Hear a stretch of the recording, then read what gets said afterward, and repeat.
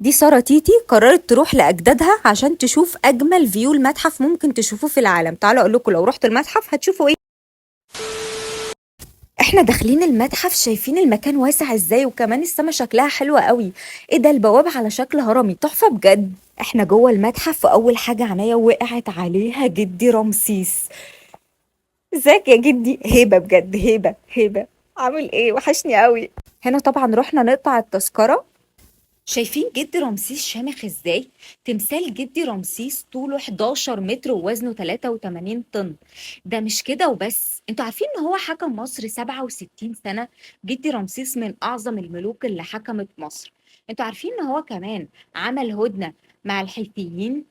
طبعا ملوك مصر كانوا بيعملوا كده علشان يعني وجع الدماغ، عايزين يبنوا ويطوروا ويعملوا حاجات كتير قوي للبلد. فكانوا طول الوقت مش عايزين يدخلوا حروب ويجهدوا نفسهم ويجهدوا شعبهم وجيشهم في حروب. فلو في إمكانية للسلام كانوا بيعملوا كده.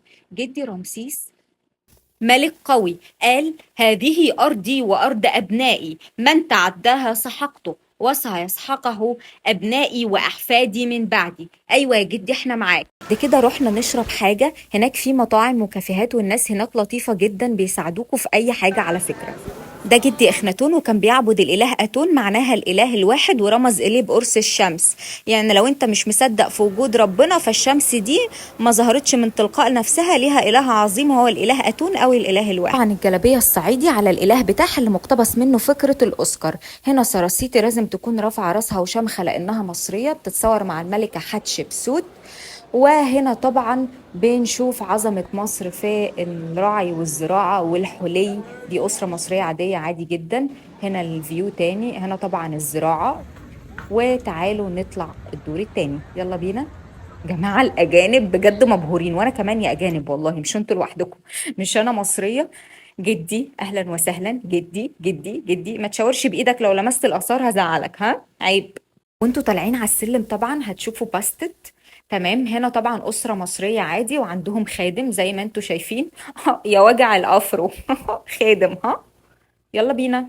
شايفين الفازات وأواني الأكل إزاي تحفة وفخمة؟ طبعا يا جماعة هنا الملكة حتشبسوت كانت من أقوى الملكات اللي حكمت مصر، طبعا شكلها رجالي من فوق لأنه هي كانت بتحكم أعظم وأقوى بلد على وجه البسيطة، فطبعا تقلدت مقاليد الحكم، فلازم يكون شكل تمثالها كحاكم مصر، فخلوا تمثالها من فوق شبه الراجل شوية. طبعا هنا عندكم الكتابات اللي بتدل على كل ملك وبتعرفكم حاجات كتير قوي عن حياته. هنا طبعا بتحسوا انكم دخلتوا بوابة تانية من العالم، كأنكم في مكان تاني. هنا خلاص احنا خارجين وانتهت جولتنا مع احلى جولة في المتحف المصري.